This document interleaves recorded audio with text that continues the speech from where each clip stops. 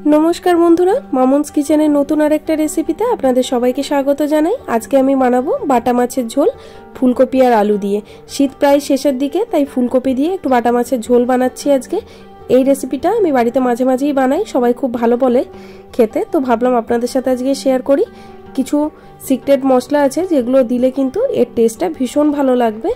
তো আপনারা পুরো রেসিপিটা স্কিপ না করে দেখতে থাকুন, আর ভালো লাগলে একটা লাইক শেয়ার কমেন্ট করবেন, আর আমার চ্যানেলে নতুন বন্ধু হয়ে থাকলে অবশ্যই পাশে থাকবেন সাবস্ক্রাইব করে।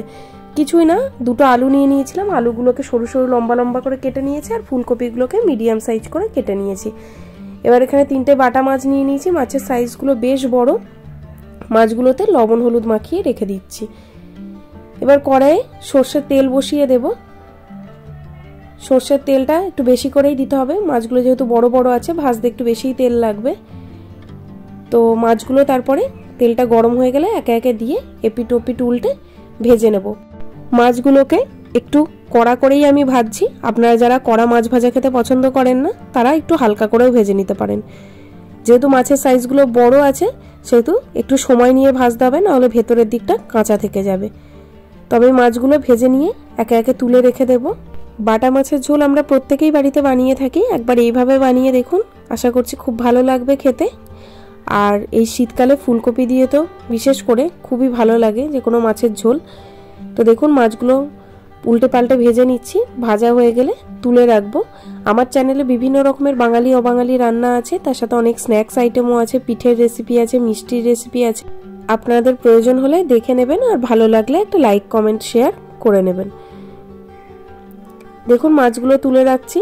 এবার ওই তেলের মধ্যেই কেটে রাখা আলুগুলোকে দিয়ে দিচ্ছি। আলুগুলোকেও আমি লবণ আর হলুদ দিয়ে একটু লালচে করে ভেজে নেব। আর ভাজার সময় যদি প্রয়োজন হয় একটু ঢাকা দিয়ে ভেজে নেবেন, তাহলে খুব সহজে আলুগুলো কিন্তু নরম হয়ে যাবে। আমি এখানে 1/4 চামচ হলুদ এবং 1/4 চামচ লবণ দিয়েছি। 5 থেকে 7 মিনিটের জন্য আলুগুলোকে আমি মিডিয়াম টু লো ফ্লেমে ভেজে নেব। আলুগুলো ভাজা হয়ে গেলে তুলে রাখবো। তারপরে ওই তেলেই দিয়ে দেব কেটে রাখা ফুলকপিগুলো। আলুগুলো ভাজা হয়ে গেছে, তুলে নিলাম। এবার ওই তেলের মধ্যেই দিয়ে দিচ্ছি ফুলকপি। খুব বেশি তেল দেওয়ার আর প্রয়োজন নেই, ছাকা তেলে যারা ভাজতে চাইছেন তারা ভাজতেই পারেন, কিন্তু আমি ছাকা তেলে ভাজছি না, যতটা তেল ছিল সেই তেলের মধ্যেই ফুলকপিগুলোকে ভেজে নিচ্ছি সামান্য একটু লবণ দিয়ে। হলুদ যেহেতু তেলের মধ্যেই ছিল, দেখুন এমনিতেই রংটা হলুদ হয়ে গেছে, আর হলুদ দেওয়ার দরকার নেই। এবার আমি একটু ঢাকা দিয়ে দিয়ে ভেজে নেব, তাহলে ফুলকপিগুলো একই সাথে নরমও হয়ে যাবে আর তার সাথে একটা লালচে রঙও ধরে আসবে। দেখুন ফুলকপিগুলো এরকম করেই ভেজে নিয়েছি, এর থেকে বেশি আমি ভাজিনি। এবার তুলে রাখলাম। এবার কড়াইয়ে আমি 2 টেবিল চামচ মতো সর্ষের তেল দিয়েছি। তেলটা গরম হয়ে গেলে একটা তেজপাতা আর একটা শুকনো লঙ্কাকে ফাটিয়ে দিয়ে দিলাম। তার সাথে এখানে আমি দিয়ে দিচ্ছি ফোড়নে গোটা জিরে। এখানে আমি 1/4 চামচ গোটা জিরে দিয়েছি। তার সাথে দিয়ে দিলাম সামান্য একটু হিং। হিংটা 1/4 চামচের থেকেও সামান্য একটু কম পরিমাণে দিয়েছি। এবার আমি একটা বাটা মশলা দিলাম, এর মধ্যে আছে জিরে, আদা, কাঁচা লঙ্কা আর সামান্য একটু ধনে, সবকিছুকে একসাথে পেস্ট করে নিয়েছিলাম। এবার দিয়ে দিলাম হলুদ গুঁড়ো, লবণ এবং কাশ্মীরি লঙ্কার গুঁড়ো রঙের জন্য।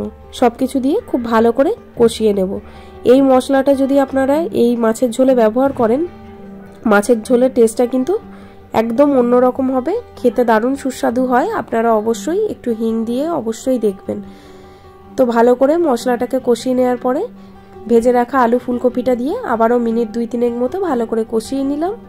কষানো হয়ে গেলে এর মধ্যে দিয়ে দিচ্ছি প্রয়োজন অনুসারে জল। জলটা আপনারা ঠান্ডা জল অথবা গরম জল যে কোনো কিছুই দিতে পারেন। আমি এখানে নর্মাল যে জলটা সেটাই দিয়েছি, গরম জল দিইনি। এখানে আমি বড় গ্লাসের 1 গ্লাস মতো জল দিয়ে দিয়েছি। তারপরে মিনিট 5 জন্য ঢাকা দিয়ে রান্না হতে দিয়েছি। 5 মিনিট পর ঢাকা খুলে আমি মাছ দিয়ে দিচ্ছি, ভেজে রাখা মাছটা দিয়ে আবারও 2-3 মিনিট মতো একটু ফুটিয়ে নিয়ে ওপর থেকে একটু ধনেপাতা কুচি আর সামান্য একটু শাহি গরম মশলার গুঁড়ো ছড়িয়ে দিলেই তৈরি হয়ে যাবে আমাদের ফুলকপি দিয়ে মাছের ঝোল। তারপরে ঢাকা দিয়ে 5 মিনিট রেখে দেওয়ার পর সার্ভ করে দিন। আজকের মতো এই পর্যন্তই, দেখা হবে নতুন কোনো রেসিপি নিয়ে।